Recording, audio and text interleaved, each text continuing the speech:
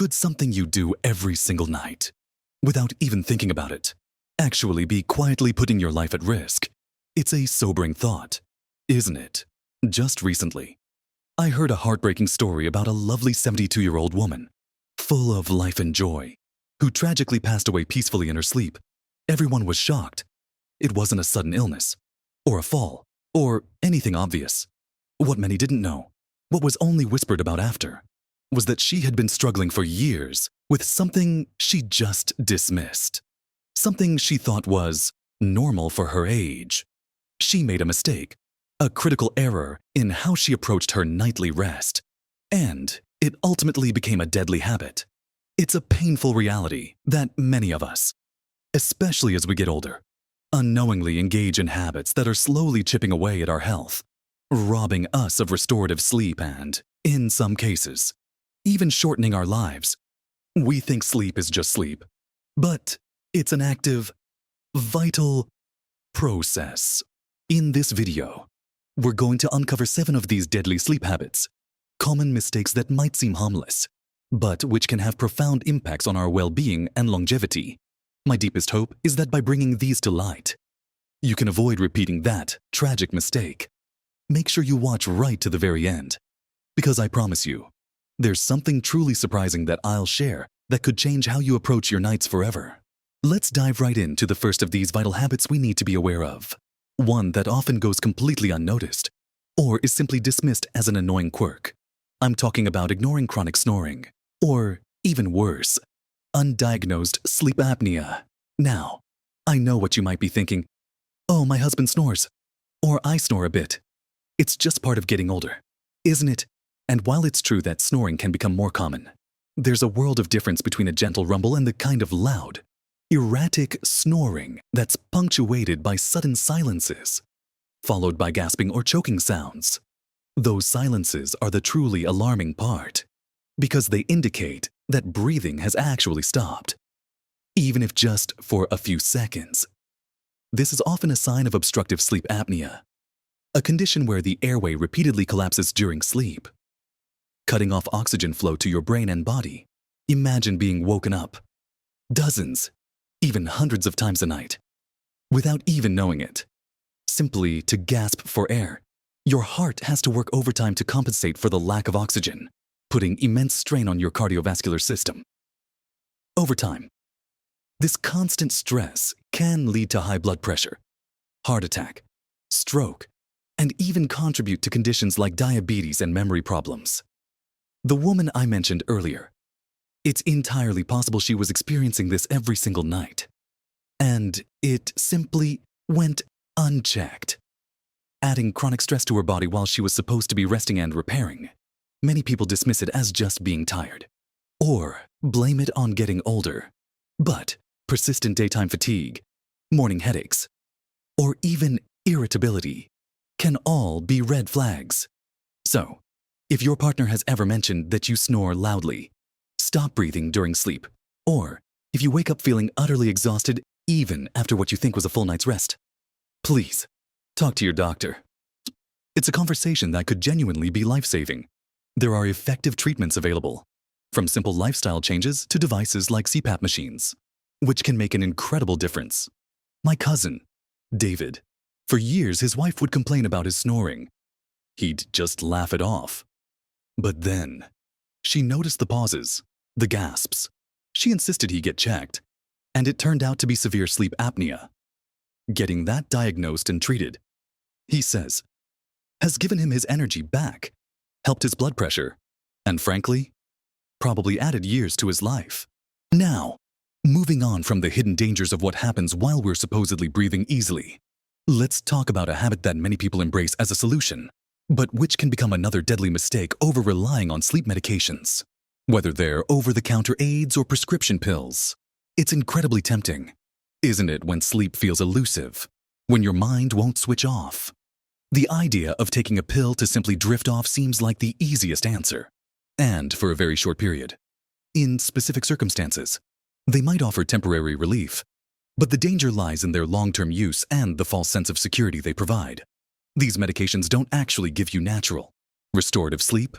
Instead, They often suppress the very crucial stages of deep sleep and REM sleep, which are essential for memory consolidation, emotional processing, and physical repair. So, while you might be unconscious, your brain isn't getting the true deep rest it needs. Furthermore, many sleep medications come with a host of side effects, especially for people over 60. We're talking about increased risks of dizziness, confusion, memory impairment, and a significantly higher risk of falls. Imagine waking up groggy in the middle of the night, disoriented, and taking a tumble. That can lead to serious injuries, including broken bones, which can drastically impact your independence and quality of life. The problem is, these pills can become a crutch. You start relying on them, and your body forgets how to fall asleep naturally. They mask the underlying reasons why you're not sleeping well, whether it's anxiety, pain, or poor sleep habits, preventing you from addressing the root cause. A friend of mine, Margaret, started taking a mild sleep aid after her husband passed away, just to get through the initial grief. But months turned into years, and she found herself utterly dependent, needing higher and higher doses, and still waking up feeling like she'd barely slept. It was only when her doctor helped her slowly taper off, while simultaneously encouraging natural sleep strategies, that she truly began to sleep deeply again. So, while a quick fix might seem appealing in the moment, it's crucial to remember that true healthy sleep isn't something you can bottle. This leads us smoothly into our third deadly sleep habit, one that affects our very internal clock having an inconsistent sleep schedule. Our bodies, much like children, thrive on routine. We have a powerful internal timekeeper, our circadian rhythm, which governs our sleep-wake cycle, hormone release, and even our digestion. When you stick to a relatively consistent bedtime and wake-up time, even on weekends, you're helping this rhythm hum along perfectly. But what happens when you're up late on a Saturday night watching a movie?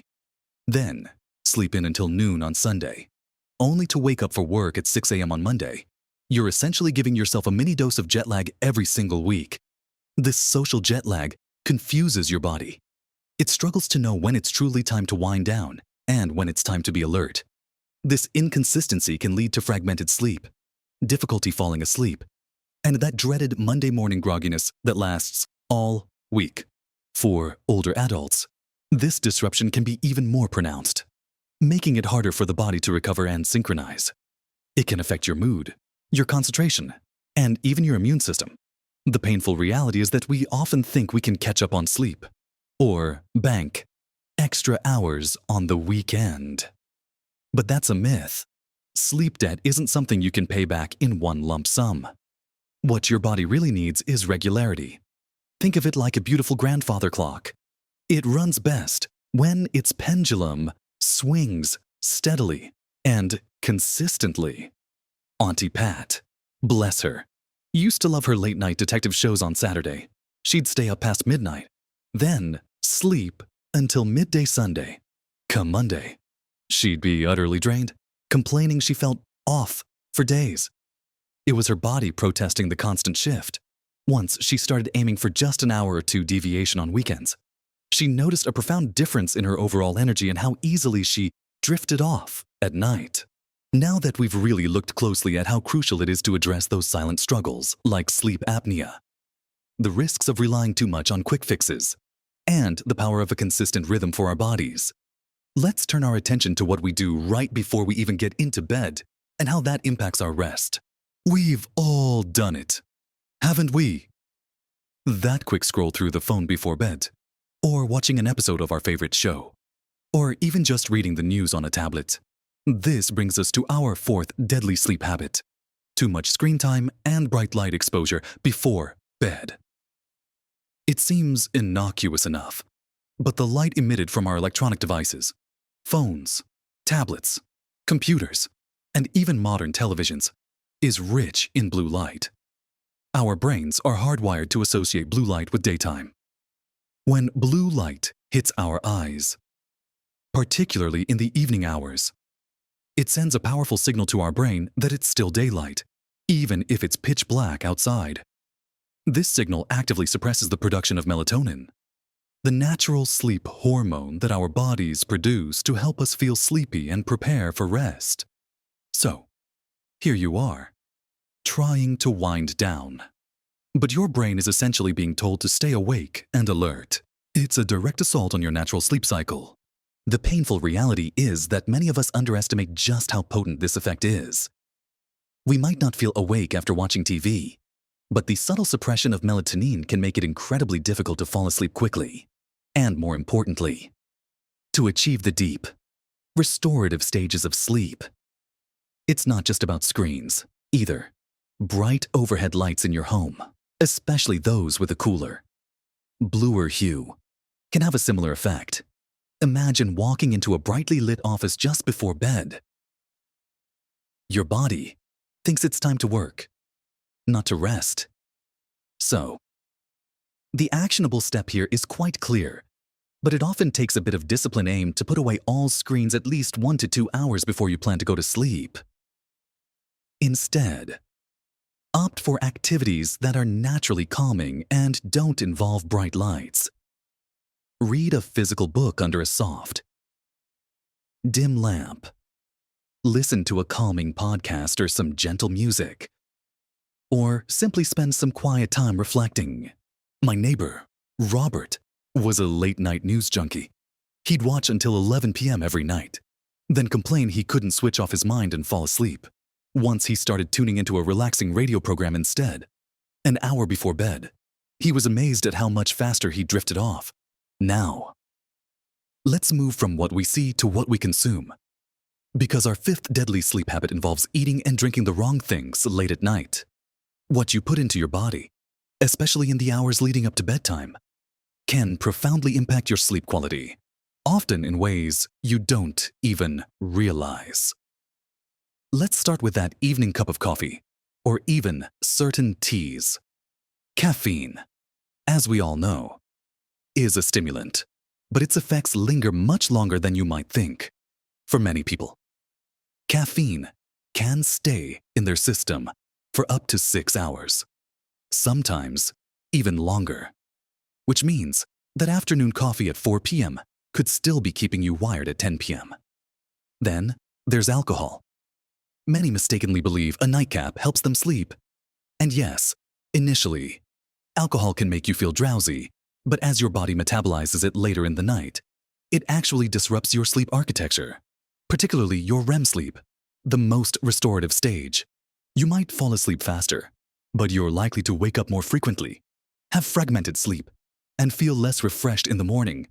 It's a deceptive sleep aid that ultimately robs you of true rest.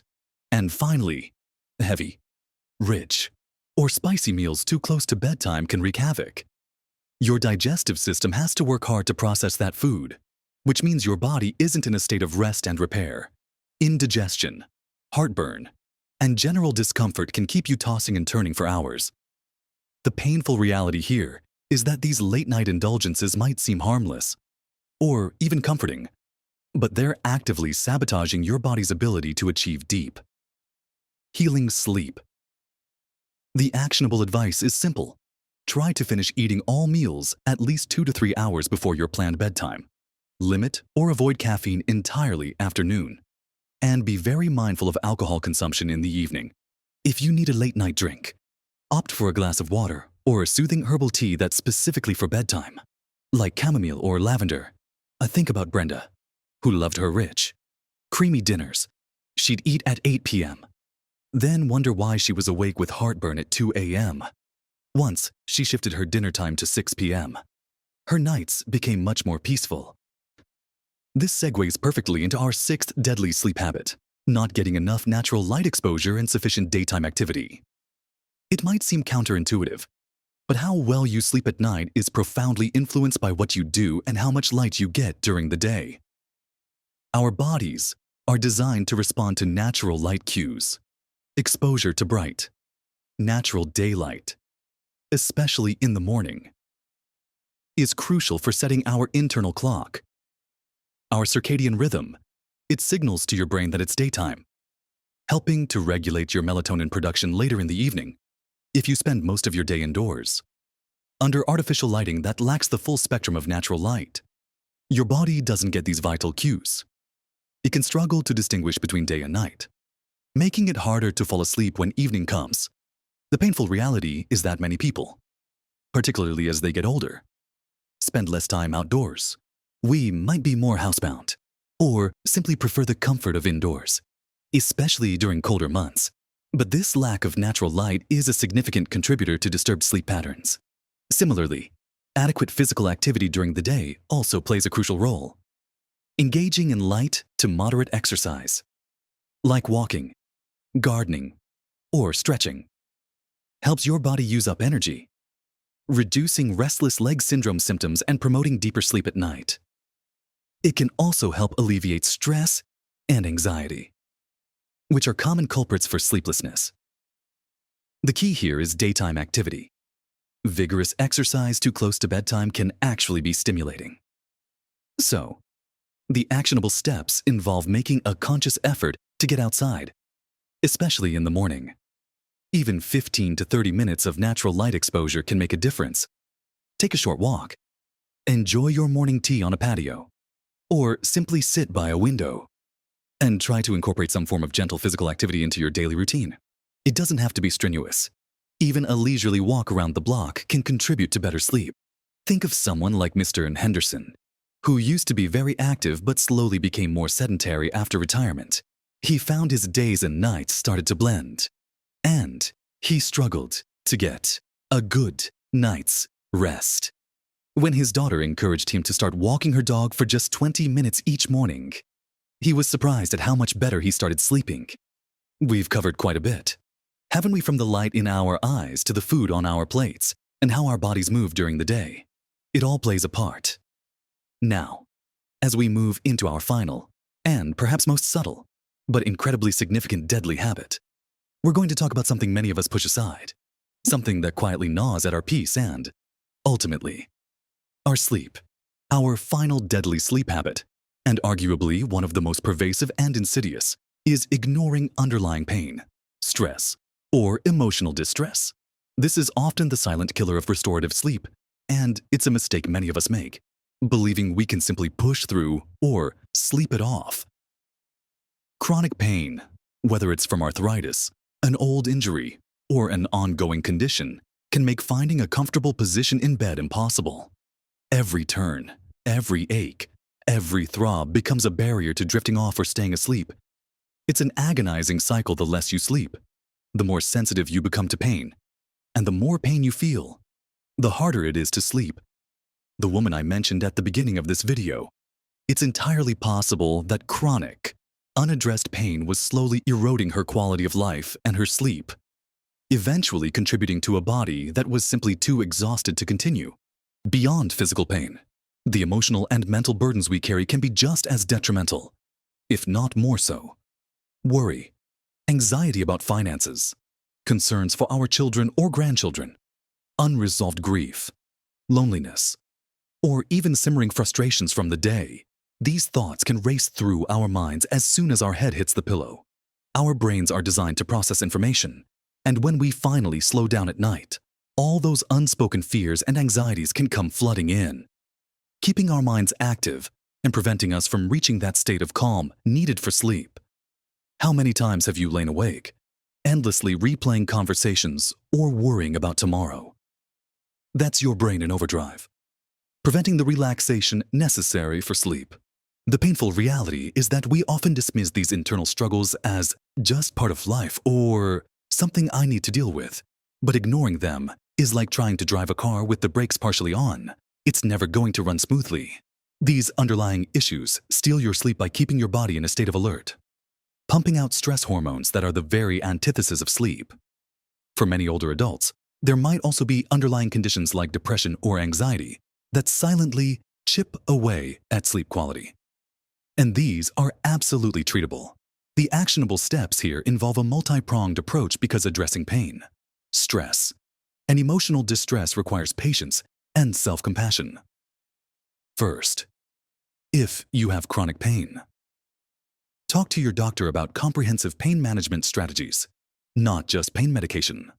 This might include physical therapy, gentle exercises, heat or cold therapy, or even alternative therapies like acupuncture. Don't just suffer in silence. For mental and emotional distress, cultivating a calming pre-sleep routine can be invaluable. This might include gentle stretching, deep breathing exercises, or mindfulness meditation to help quiet your mind. Some people find journaling helpful, getting all their worries out on paper before bed. Don't be afraid to talk about what's bothering you, whether it's with a trusted friend, a family member, or a professional therapist. Sometimes, just expressing your worries can lighten their load. My grandmother, Clara, was a worrier by nature. After her husband passed, her worries about everything from the garden to her children's happiness consumed her, and she barely slept. It wasn't until her doctor suggested some grief counseling and taught her some simple breathing exercises that she found some peace. She learned that acknowledging and addressing her feelings, instead of bottling them up, was the key to unlocking her sleep. We've journeyed through these 7 crucial areas, haven't we? From the very air you breathe while asleep, to the medicines you might be taking, the rhythm of your days and nights, the light you expose yourself to, what you eat and drink, how active you are, and finally, the quiet battles going on in your mind and body. We've seen how ignoring sleep apnea can strain your heart, how relying on pills can create new problems, how an inconsistent schedule can confuse your internal clock, and how blue light and late-night snacks can hijack your melatonin. We've also explored how important daytime activity and natural light are for setting your sleep-wake cycle. And finally, how crucial it is to address the emotional and physical pains that keep your mind racing and your body tense. Remember, every single one of these seemingly small choices can accumulate over time, either building up your health and vitality or slowly eroding it. It's never too late to start making changes. Even one small step in the right direction can begin to shift the tide, bringing you closer to the restorative sleep your body and mind truly deserve. And here's that something truly surprising I promised you. The biggest surprise isn't a magic pill or a hidden secret method, but realizing that you already hold immense power over your sleep and, by extension, your entire well-being. It's not just about avoiding mistakes. It's about embracing a mindset where sleep becomes a foundational pillar of your health, not an afterthought or luxury. It's about cultivating a deep self-care that extends into your nighttime hours, understanding that the choices you make throughout your day are all building blocks for a peaceful night. By making these conscious choices, by understanding and respecting your body's natural rhythms and addressing its true needs, you're not just avoiding danger, you're actively adding vibrant, healthy years to your life. The truly transformative part is how this simple shift in perspective from seeing sleep as something that just happens to something you actively cultivate can profoundly change not just your nights, but every single one of your days. I truly hope this conversation has given you a fresh perspective and some actionable steps to take. I'd love to hear from you. Have you recognized any of these habits in your own life? What changes are you planning to make? Share your thoughts and experiences in the comments below. Your insights could help someone else who's struggling, and we can all learn from each other. If you found this video helpful and want to see more content like this, please give it a thumbs up and consider subscribing to my channel. It truly helps me bring more valuable information to you and build this wonderful community. Remember, every night is a new opportunity to rest, to heal, and to prepare for a beautiful tomorrow. Take care of yourselves. Nurture your sleep, and live your very best life at every age. You deserve it.